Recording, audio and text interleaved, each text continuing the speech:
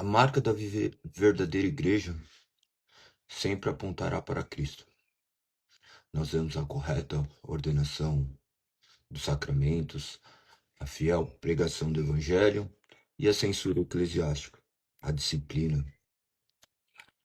Que nós possamos viver a igreja de maneira totalitária, que não nos adequemos aos padrões do mundo, nós possamos seguir aquilo que Deus estabeleceu por intermédio da sua palavra. Convido todos a meditarem nas Sagradas Escrituras, lerem com muita atenção. Nós estamos quase terminando a leitura anual. Nós entraremos hoje no livro de Oséias, o primeiro livro dos profetas menores. Então, faltarão apenas 11 livros, que são bem breves também, para que possamos avançar e crescermos em graça e em conhecimento. Para tanto, nós oramos ao Senhor pedindo para que Ele nos capacite, nos direcione e, por intermédio do seu Santo Espírito, ilumine nosso entendimento para que possamos vir a crer da maneira como Ele estabeleceu. Bom dia a todos, espero que vocês já tenham tido tempo de ler um pouquinho acerca dos documentos que eu mandei ali na lista de transmissão, para que vocês já fiquem mais familiarizados. Nós já estamos no capítulo de número 30 da Comissão de Fé de Westminster. Nós abordamos anteriormente sobre a ceia do Senhor, sobre o batismo antes, sobre o sacramento. Observe que esse conhecimento ele é gradativo e ele é como se fosse uma cadeia ramificadora, onde ele vai derivando seus conteúdos de forma que eles se organizam de maneira muito bela, prevalecendo sempre a unidade da igreja. Desde o primeiro, eu vou voltar desde o primeiro e abordar todos os temas que nós falamos, ainda que apenas só os títulos, para que vocês possam compreender. E caso você tenha alguma dúvida sobre essa questão, você possa também ir lá, ler do que se trata e clamar ao Senhor para que você possa ter conhecimento acerca disso. O primeiro capítulo abordou acerca das Sagradas Escrituras, o segundo da Santíssima Trindade, o terceiro dos decretos eternos de Deus, quarto da criação, quinto da providência, o sexto da queda do homem, do pecado e do seu castigo, sétimo do pacto de Deus com o homem, oitavo de Cristo, um mediador, nono do livre-arbítrio, décimo da vocação eficaz, 11º da justificação, da adoção, da santificação, da fé salvadora. Já falei até o 14º. 15º do arrependimento para a vida, depois 16º das boas obras, 17º da perseverança dos santos, 18º da certeza da graça e da salvação, 19º da lei de Deus, 20º da liberdade cristã e da liberdade de consciência, 21º do culto religioso e do domingo, 22º dos juramentos legais e dos votos, 23º do magistrado civil, 24º do matrimônio e do divórcio, 25º da igreja, 26º da comunhão dos santos, 27º dos sacramentos, 28º do batismo, 29º da ceia do Senhor, 30º das censuras eclesiásticas. Depois dos sínodos e concílios, 32º do estado do homem depois da morte e da ressurreição dos mortos, e o último 33º do juízo final. Então nós temos aqui de maneira muito abrangente todas as questões que norteiam a igreja, de maneira que possamos compreender o alicerce fundamental que emana das Sagradas Escrituras. Aqui seriam os pontos principais para que a igreja pudesse se manter firme e fiel ao Evangelho. Se você não conhece esses pontos, tampouco você conseguiria avaliar se uma igreja está dentro do crivo daquilo que o Senhor estabeleceu. Às vezes, algumas pessoas falam: não, nós não devemos julgar. Não. A palavra de Deus fala para que julguemos segundo a reta justiça.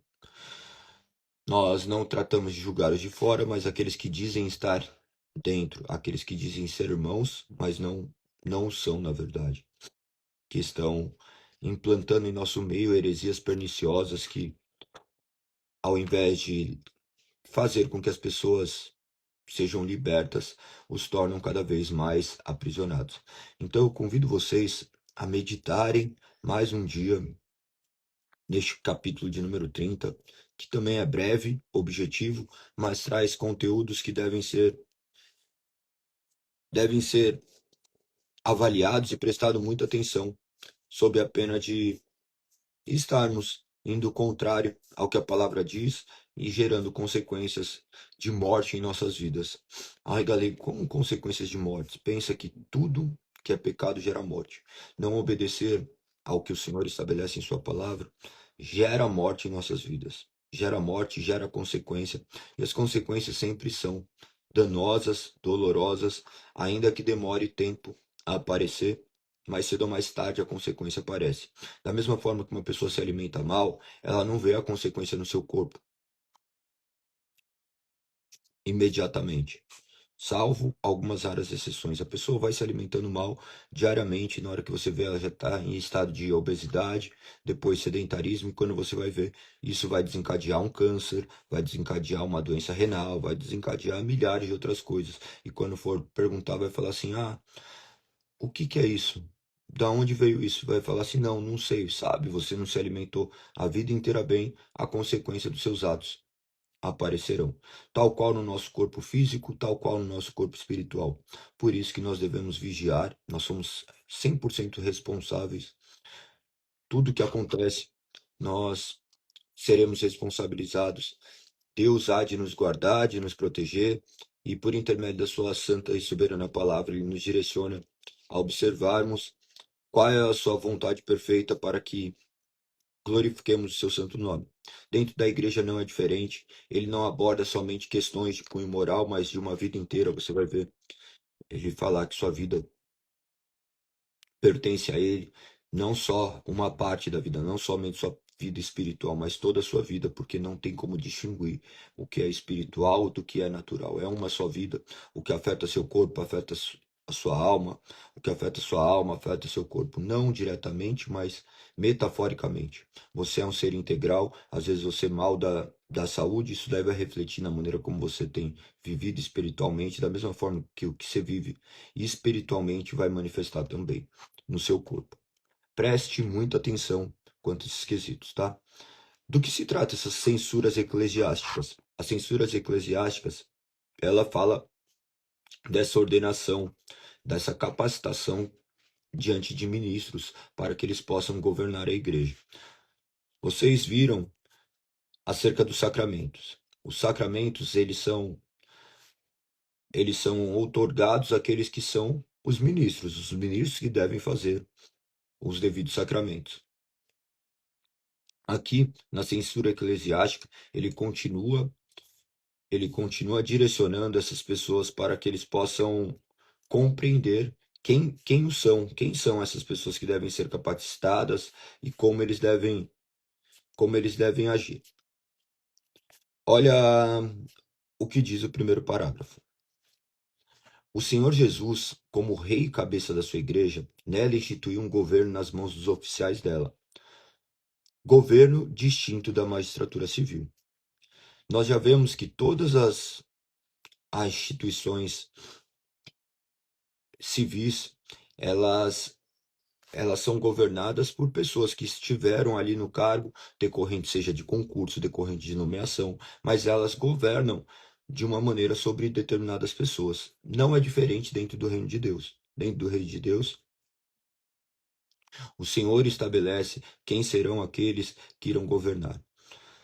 Observe que, por não haver uma formalidade quanto a isso, ainda que exista, seja muito escassa e subjetiva, ela não deixa de ter poder, ela não deixa de ser responsável. Se uma pessoa usurpar do poder, estiver ali decorrente simplesmente da sua própria vontade, com finalidades contrárias à vontade de Deus, ele há de pagar o preço. Ele não é como um magistrado civil que, porventura, cometa seus erros e talvez encontre regalias aqui nessa vida, porque a sua cobrança será infinitas vezes maior, conforme é advertido nas Sagradas Escrituras. Então, todos os ministros que estão instituídos de poder dentro da igreja, eles devem estar completamente submissos às Sagradas Escrituras, sob a pena de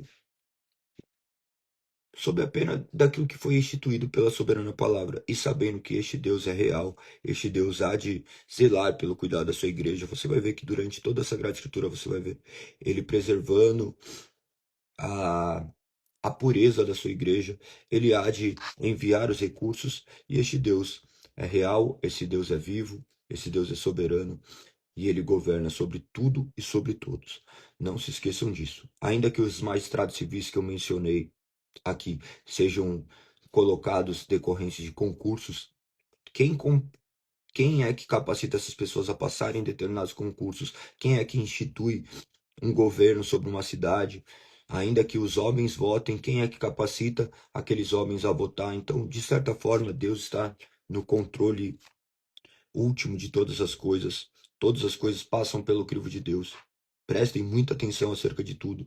Se você vê magistrados dentro de uma igreja, ou melhor, governantes dentro dessas igrejas, que vocês podem entender como ministros, o que quer que sejam falsos, pense que muitas pessoas talvez ainda não enxerguem como falsos, estão ali tomando como verdadeiro.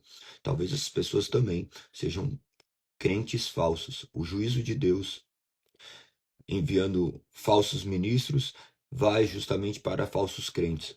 Então, você tem a responsabilidade de ler as Sagradas Escrituras, de observar do que se trata, para que você também não incorra em erros.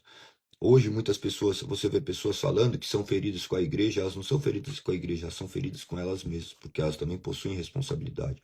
Aquela pessoa que está ali, ele possui sim autoridade sobre a sua vida, mas é uma autoridade supervisionada pelas Sagradas Escrituras. Ele não pode intervir naquilo que Deus não chamou para intervir. Então, preste muita atenção. As pessoas que chegam e ficam com esse ar vitimista de que foram feridas pela igreja, eles foram feridos sim. Isso não tira a responsabilidade da pessoa que foi ferida e também não ameniza a culpa daqueles que feriram. Mas você, se talvez foi ferido pela igreja, você tem responsabilidade sobre isso. Você deve buscar uma mudança, você deve buscar agora clamar ao Senhor e pedir para que Ele te direcione, para que você não coloque culpa naquilo que é do homem, como se fosse Deus.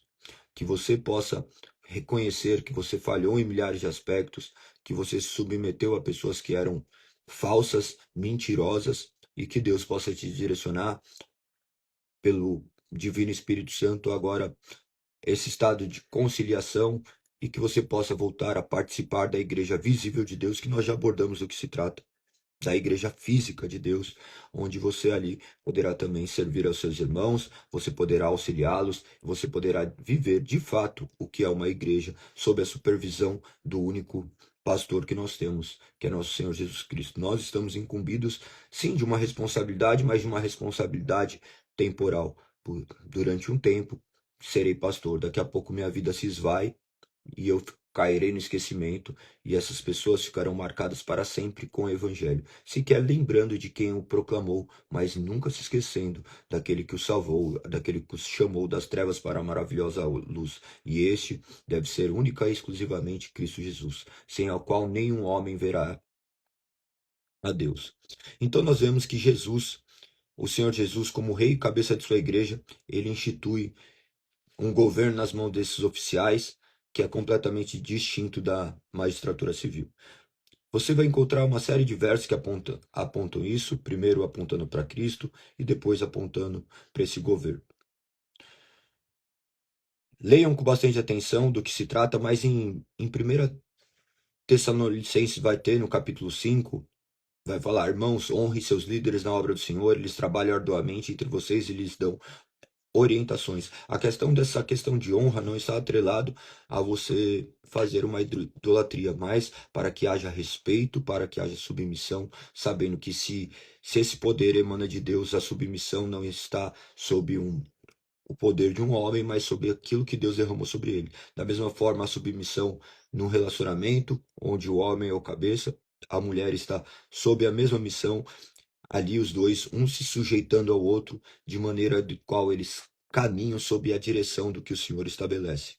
Então, tudo na vida estabelece essa organização hierárquica, mas essa organização visa representar aquilo que Deus instituiu e que tudo deve ser feito conforme foi orientado nas Sagradas Escrituras, sob o risco de estarmos vivendo uma completa desordem, onde usurpamos de poderes, onde tomamos sob nossas capacidades aquilo que nós não fomos chamados e, consequentemente, gerará destruição.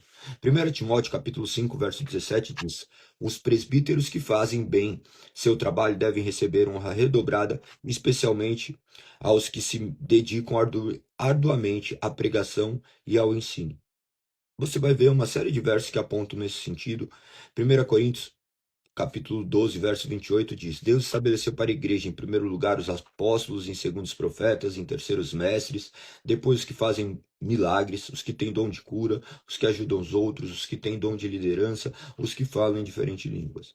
Aqui nós vamos ver o estabelecimento dado por Deus para a organização da sua igreja, de maneira que ela possa manifestar o seu poder aqui na terra.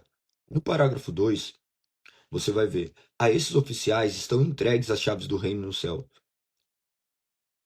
Em virtude disso, eles têm, respectivamente, o poder de reter ou remitir pecados, de fechar este reino a impenitentes, tanto pela palavra quanto pelas censuras, de abri-lo aos pecadores penitentes pelo ministério do evangelho e pela absolvição das censuras, quanto as circunstâncias o exigirem. Aqui está atrelado a capacidade desses ministros de serem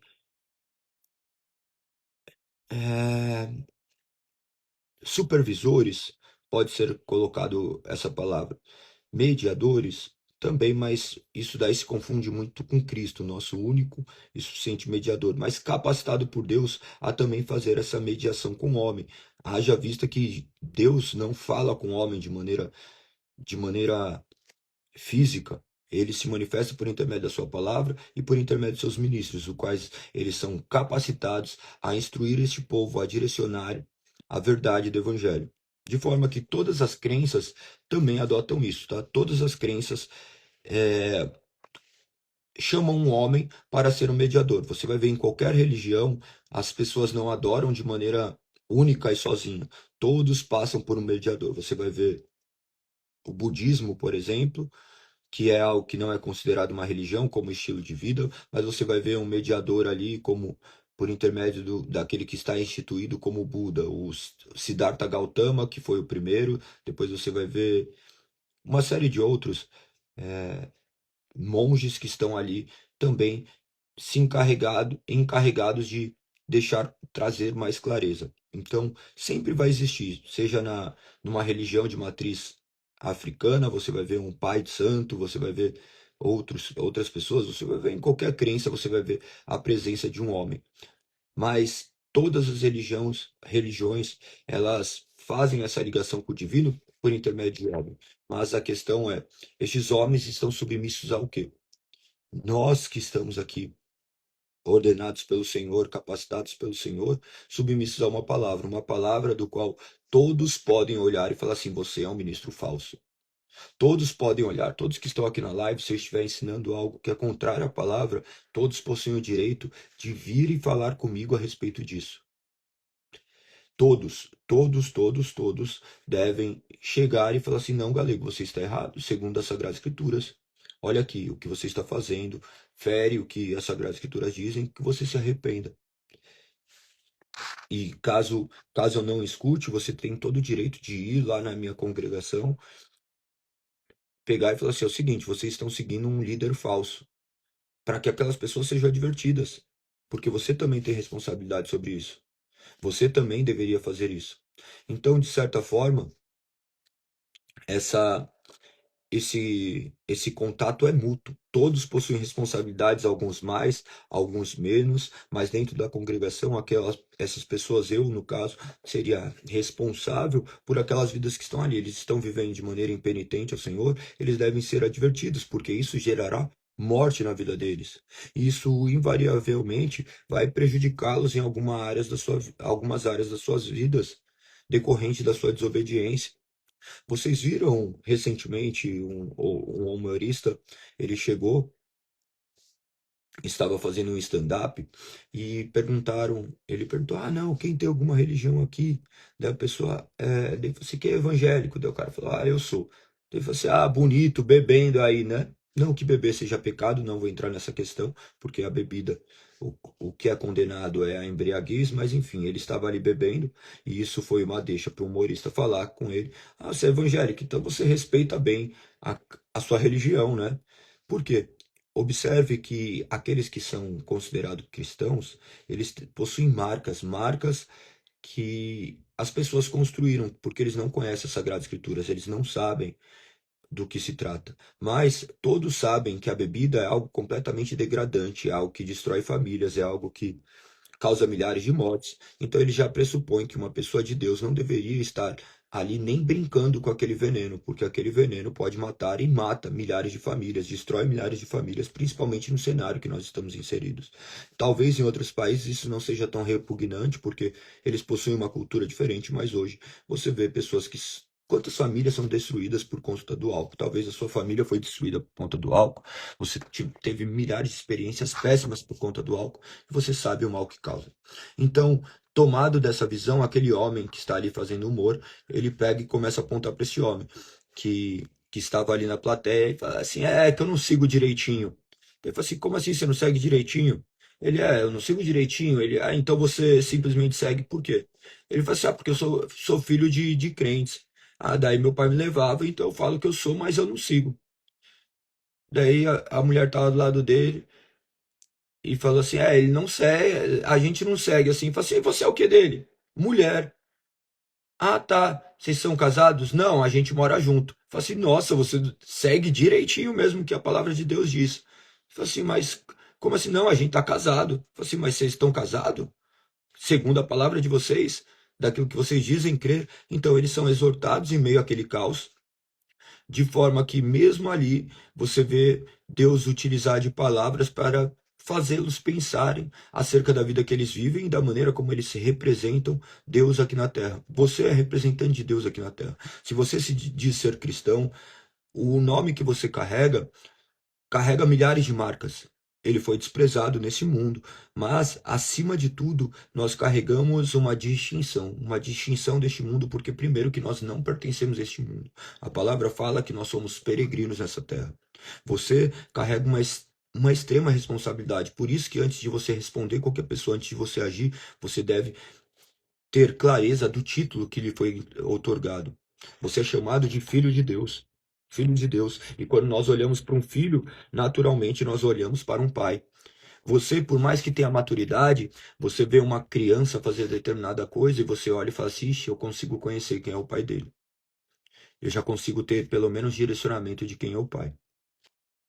Então, naturalmente, dentro da igreja é a mesma coisa. E o pai, assim como cuida do filho, dentro da igreja o pastor deve cuidar das suas ovelhas. Ele deve admiti-los, acolhê-los, também repreender diante de determinadas situações, para que eles possam se arrepender, para que eles possam verificar o que eles têm feito, para que eles possam ser corrigidos, para que eles possam viver uma vida que glorifique o nome de Deus. A intenção não é ser chato, a intenção é ser verdadeiro. Existe uma frase que você deve guardar no seu coração: que você seja ferido pela verdade, mas não enganado pela mentira. Mentira. A mentira destrói, a mentira te ludibria. A mentira te leva num lugar de destruição. Então, tenha ao seu lado pessoas que vão falar a verdade por você. Se submeta a um pastoreio saudável, onde vocês vão ter liberdades ali de pessoas chegarem e falarem assim: ó, isso daqui está errado. Ou se não, ele pelo menos direcionar a palavra e mostrar: ó, isso daqui está em desacordo com a palavra. Que você não viva assim, porque você causará destruição sua e da sua comunidade. Por isso, para que um morango não estrague todo o restante da cesta, o morango é tirado. Você vê um morango dentro do que você compra e você sabe que você não vai deixar ali. Por quê? Porque esse morango vai estragar o restante das frutas. Da mesma forma, dentro da igreja, as coisas são muito naturais. Embora estejam escritas, qualquer ser humano que começar a raciocinar e pensar, ele haverá de notar que deve ser retirado disso. Da mesma forma que você vê que está andando no meio de pessoas que cometem determinadas coisas, você começa a se aproximar daquilo, você deve parar de andar. Então, tudo isso é muito já instintivo, porque Deus já cravou essas marcas em nosso coração. Qualquer ser humano consegue ter essa mínima percepção. Ainda que ele seja cauterizado pelo pecado, ele naturalmente ele não se orgulha disso. Você já viu algum ladrão gostar de ser roubado? Você nunca viu. Porque ele intimamente ele admite que isso é errado. Então, tudo isso que é instituído na igreja, de certa forma é instituído na sociedade e já está esculpido dentro de todos os seres, porque todas essas leis já foram gravados dentro do ser, o conhecimento da verdade, o conhecimento daquilo que prevalece. Quanto ao que está escrito aqui, ele aborda diretamente nesse parágrafo aos oficiais, de maneira que eles devem coibir todas as práticas que são contrárias à vontade de Deus. Você vai ver uma série de versos que apontam nesse sentido. Mateus 16, 19, onde diz: Eu lhes darei as chaves do reino dos céus, e o que você ligar na terra terá sido ligado no céu. O que você desligar na terra terá desligado no céu. Depois vocês vão ver em Mateus 18, onde diz: fala de pegar o sermão e o adverti-lo. Se ainda assim ele se recusar a ouvir, apresente o caso à igreja. Então, se ele não aceitar nem mesmo a decisão da igreja, trate-o como gentil ou como cobrador de imposto. No verso 18 continua: Eu lhes digo a verdade, o que vocês ligarem na terra terá sido ligado no céu, o que desligarem na terra terá sido desligado no céu. De maneira que eles vivendo em congregação. Neste capítulo ainda diz: onde dois ou mais estiverem reunidos, ali estarei presente. Não se trata meramente de uma reunião, mas sim do poder da igreja, de homens exortarem outros homens para que eles se voltem ao caminho do Senhor e sejam direcionados em maturidade, para que eles possam ser corrigidos e não penalizados pela justa ira de Deus, onde todos aqueles que não obedecem serão justamente punidos. Aqueles que não se curvam diante da soberania de Deus, diante da sua soberana palavra, eles serão punidos pelas suas irresponsabilidades, pelas suas próprias escolhas. E de forma que aqueles que andam em obediência devem glorificar a Deus, não por conta da sua obediência, porque ela não flui de si mesmo, mas por conta da misericórdia do Espírito em conduzi-lo a uma obediência que não flui deles, porque eles nasceram todos mortos em seus delitos e pecados. Espero que vocês estejam compreendendo. Se tiverem dúvida, podem mandar aqui. Você vai ver uma série de outros apontamentos, depois leiam com atenção todos esses versos, para que vocês tenham cada vez mais clareza do que estou dizendo. Mas, de certa forma, cada verso, cada palavra que está descrita nessas confissões, elas emanam diretamente das Sagradas Escrituras. Parágrafo de número 3 diz: as censuras eclesiásticas são necessárias para chamar e ganhar para Cristo os irmãos ofensores, para impedir que outros pratiquem ofensas semelhantes, para purgar o velho fermento que poderia corromper a massa inteira, e para vindicar a honra de Cristo e a santa profissão do Evangelho, e para evitar a ira de Deus, a qual com justiça poderia cair sobre a igreja, se ela permitisse que o pacto divino e os seus selos fossem profanados por ofensores notórios e obstinados.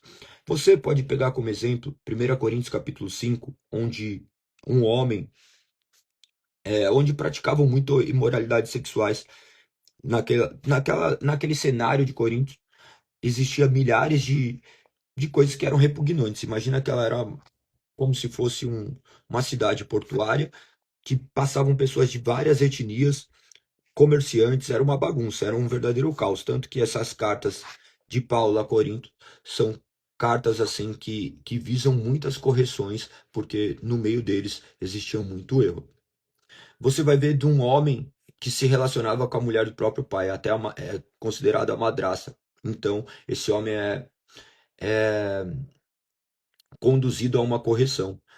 A palavra diz no verso 5 do capítulo 5, diz assim: como pode se orgulhar disso? Deveriam lamentar-se e excluir de sua comunhão o homem que cometeu tamanha ofensa. eles são advertidos a agirem mediante isso. Da mesma forma que diante da igreja, se você vê determinadas coisas, as pessoas não podem viver dessa forma. Por isso que as igrejas devem passar por essa questão de conhecimento, de conhecer as pessoas que praticam ali, que estão ali. Porque lembre-se que uma laranja podre contamina todo o resto. Essas correções fazem parte do corpo de Cristo de maneira que prevaleça a unidade que emana das Sagradas Escrituras.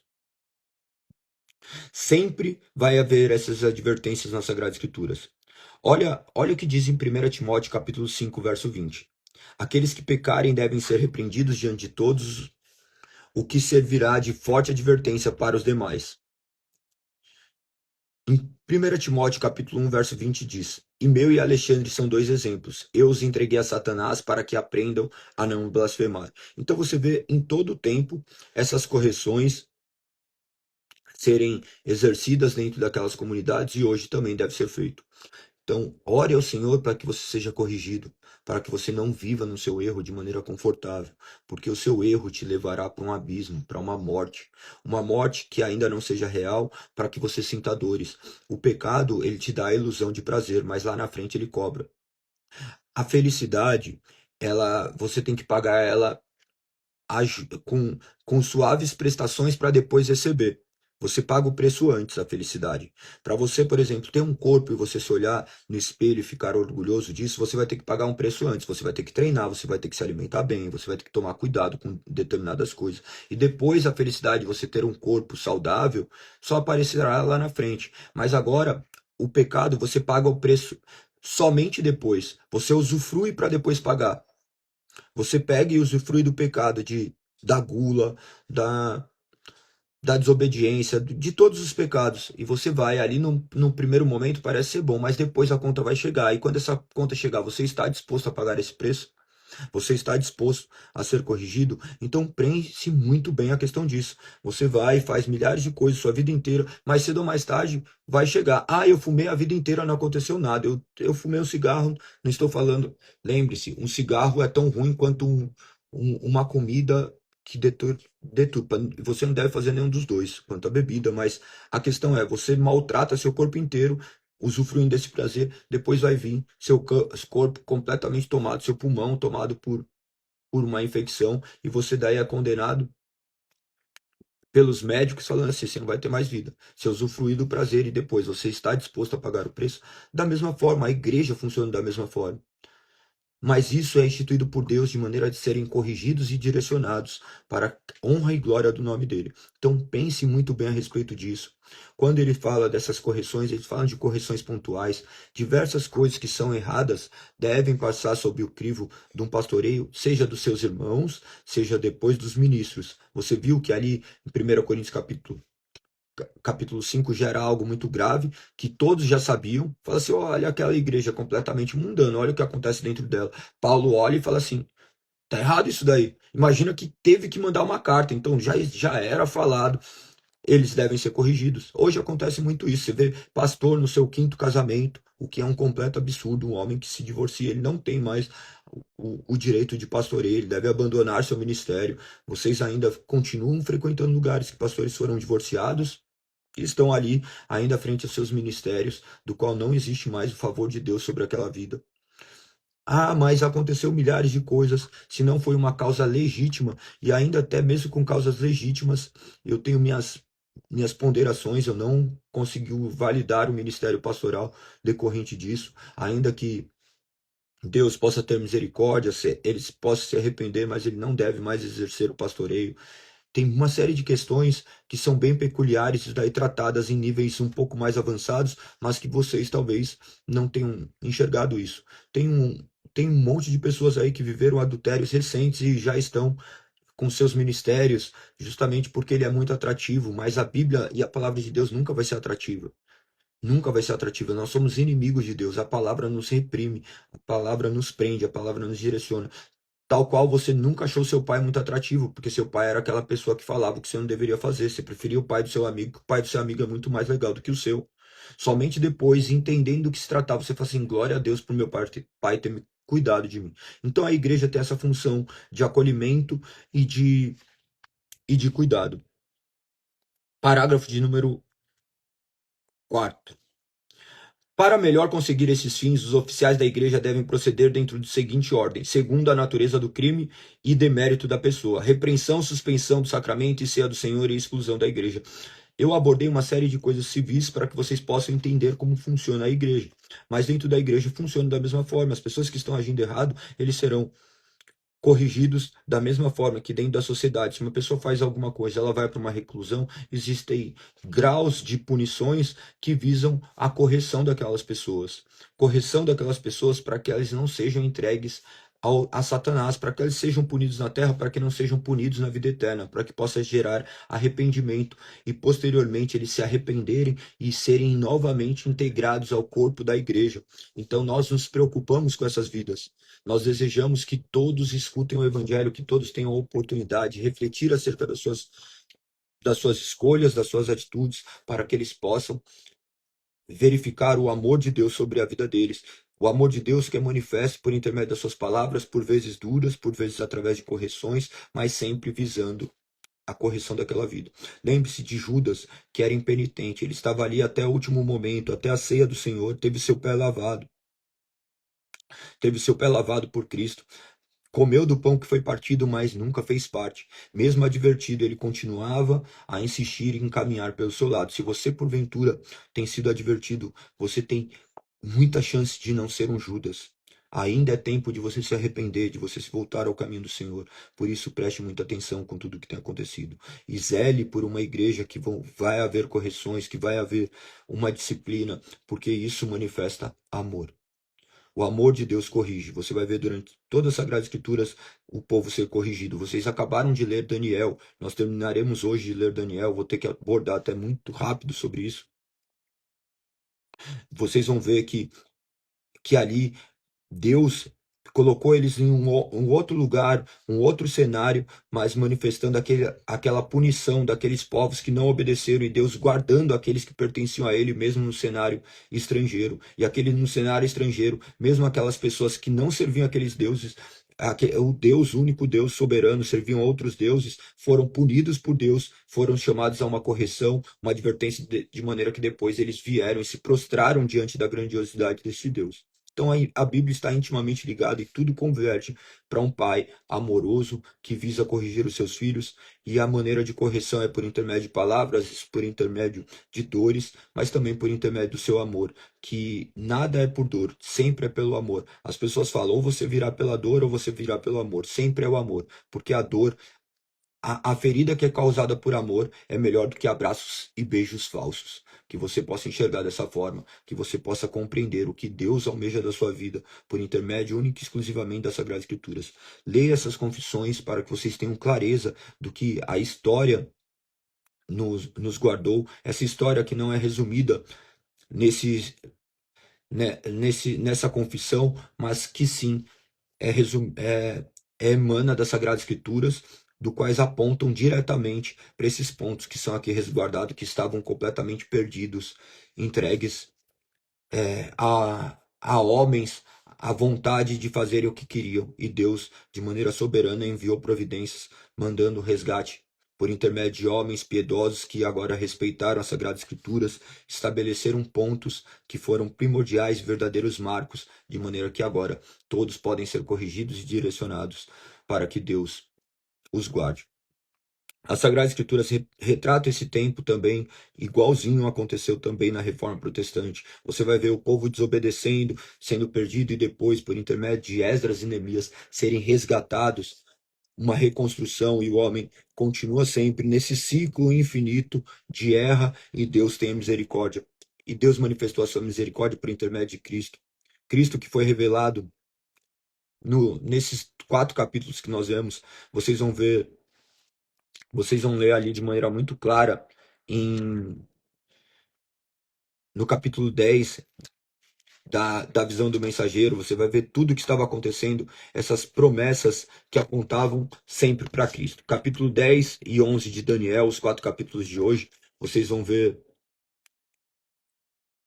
ou melhor, 11 e 12, né? No 10 eu já falei ontem, do 11 e 12 você vai ver essas divisões, você vai ver do que se trata, essas visões de Daniel, de maneira completamente profética. Leiam com bastante atenção. você verá o cuidado de Deus para com seu povo. No capítulo 12 vem o tempo do fim, de maneira que se trata de questões proféticas, do quais haverão sim de acontecer, algumas coisas que já aconteceram e possuem relatos completamente históricos, se vocês forem ver no capítulo 11, mas no 12, de coisas que estão ali destinadas ao final. Capítulo não, próximo livro que nós vamos entrar é o livro de Oséias, que antecede o período do exílio de Israel para a Síria. Lembre-se, daí a divisão das tribos. Por isso que é importante vocês estarem aqui e lerem de maneira integral para que vocês consigam compreender. Algumas coisas eu não posso me ater a explicar, senão eu ficaria fazendo live de 2 horas. As ministrações, normalmente lá a gente dura 1h10, 1h20, porque tem muitas questões e a urgência da ministração também faz com que cada vez mais vocês tenham esses conteúdos. Nós não sabemos quando será nossos últimos dias, então que possamos demandar tempo conhecendo a palavra do Senhor. Então, Oséias, esse livro que aborda mais ou menos nesse período de 755 até 715, destinado ao reino do norte, o período antes da queda. Vocês vão encontrar, vocês já leram 2 Reis, capítulo 14, que aborda mais ou menos esse período ali nos livros históricos. Leiam com bastante atenção. Oséias, que é chamado a casar com uma prostituta, de maneira que isso daí representasse o povo de Deus. É muito belo ver a maneira como Deus estabeleceu isso para que aquele povo fosse advertido mediante este homem do qual representaria o mesmo amor de Deus. Para vocês entenderem um pouquinho isso, talvez de maneira muito lúdica, mas é muito interessante esse filme, assistam Amor de Redenção. Tem, acho que no Netflix, que retrata mais ou menos como o amor de homem e mulher, mas antes leiam o livro de Oséias para que depois vocês leiam, assistam esse filme. Daí vocês talvez conseguirão entender de maneira metafórica este amor de Deus para conosco. Nós que o traímos, nós que o rebelamos, ainda assim ele escolheu nos amar. No capítulo 2, no primeiro capítulo ele vai retratar essa questão do seu casamento. No capítulo 2 você vai ver ele manifestando este amor a essa nação que posteriormente ele chamará de seu povo.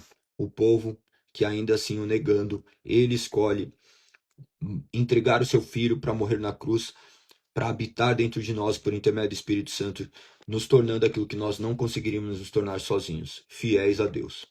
Que você possa ser fiel a Deus, que você possa se curvar diante da soberania de Deus, que você possa glorificar a Deus por intermédio da sua vida.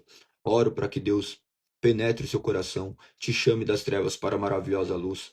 Que Deus o abençoe, que Deus possa conduzir ao conhecimento das suas Sagradas Escrituras, que você tenha compromisso com Ele, leia as Sagradas Escrituras. Amanhã nós estaremos aqui para honra e glória do Senhor. Se você quiser, a ministração de ontem está lá no canal do YouTube. Nós abordamos sobre um só Deus. Tinha muitas questões ali a serem abordadas. Se você tiver curiosidade, quiser conhecer um pouquinho mais, vai lá no canal do YouTube. Tá em algum lugar aí no link da bio, se não, procure Igreja Cristã Protestante de Confronto. Beleza? Tamo junto, um beijo no coração. Fui. Viva para honra e glória do Senhor. Amanhã estaremos aqui, 5h59, se assim Deus permitir.